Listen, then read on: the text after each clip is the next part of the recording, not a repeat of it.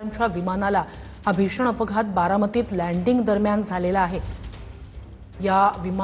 हे विमान कोसळल्यानंतर त्याला आग लागली आणि हे विमानाचं पूर्णपणे हे विमान जे आहे ते जळून खाक झाल्याचं या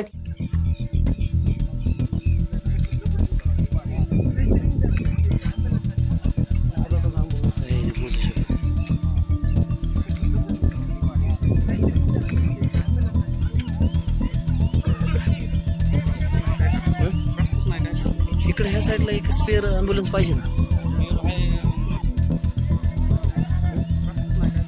इकडे ह्या साइडला एक स्पेअर ॲम्ब्युलन्स पाहिजे ना।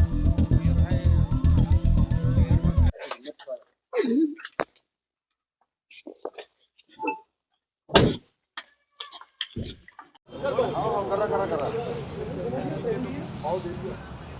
आधुनिक